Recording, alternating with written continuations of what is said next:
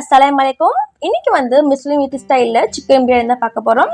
So நம்ம சேனலை first time பார்க்க சப்ஸ்கிரைப் பண்ணிக்கோங்க, பக்கத்துல பெல் ஐகானை கிளிக் பண்ணிக்கோங்க. அப்பதான் நான் போடுற ரெகுலர் வீடியோ நோட்டிஃபிகேஷன் வந்து சேரும். இப்போ வாங்க வீடியோக்குள்ள போலாம். முதல்ல பிரியாணி செய்யற பாத்திரம் எடுத்துக்கிறேன். அதுல கரெக்டா 1 டீஸ்பூன் நெய் ஊத்திக்கிறேன்.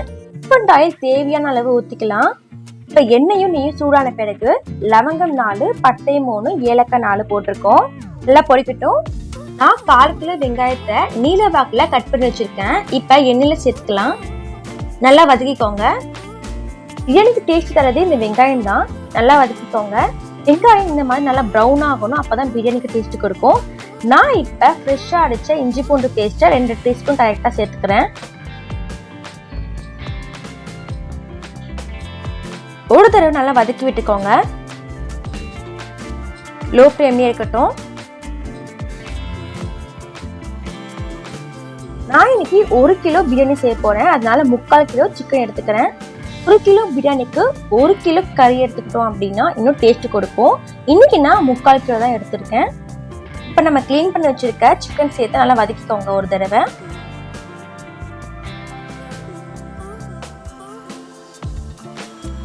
நான் காரத்துக்கு ஏற்ற மாதிரி 4 பச்சை மிளகாய் எடுத்திருக்கேன்.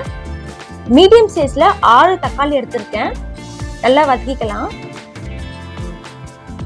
தேவைக்கு ஏற்ற அளவுக்கு கல்லுப்பு சேர்த்துக்கலாம். இப்ப நல்லா வதக்கிக்கோங்க.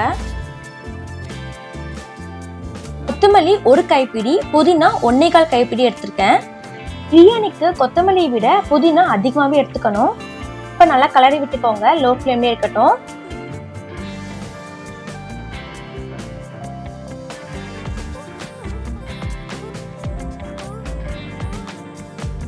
இப்போ மசாலா என்னென்ன சேர்க்கலான்னு பார்க்கலாம். நான் 1/4 டீஸ்பூன் மஞ்சள்தூள் சேர்த்துருக்கேன். காரத்துக்கு ஏற்ற மாதிரி மிளகாய் தூள் சேர்த்துக்கலாம். நான் 1 டீஸ்பூன் சேர்த்துருக்கேன். கலருக்காக காஷ்மீரி மசாலா சேர்த்துக்கிறேன் 1/4 டீஸ்பூன். தயிர் 2 குழி கரண்டி சேர்த்துக்கிறேன். இப்போ லோ ஃப்ளேம்லேயே வச்சு நல்லா வதக்கிக்கலாம், கீழே அடி பிடிக்காத அளவுக்கு.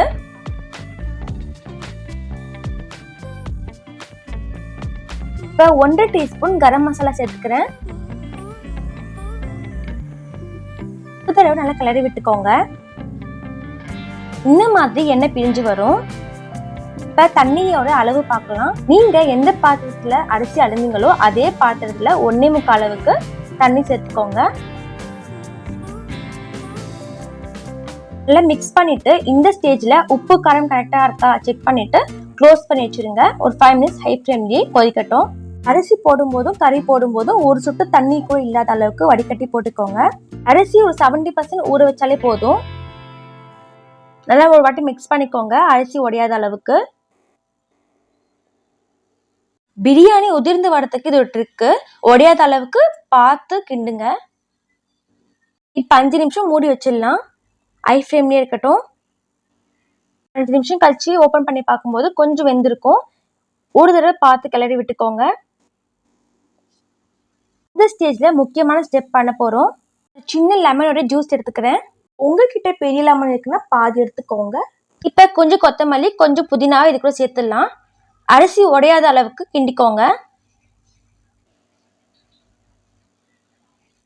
ஓபன் பண்ணி பார்க்கும்போது இந்த மாதிரி தண்ணி இருக்கும், அது கம்ப்ளீட்டா ட்ரை ஆகணும். இப்ப ஸ்டவ் சிம்லயே இருக்கட்டும். வெயிட்டா இந்த மாதிரி பொருளை எடுத்து மூடிக்கு மேல வச்சிடலாம். இப்ப ஓபன் பண்ணி பார்க்கலாம்.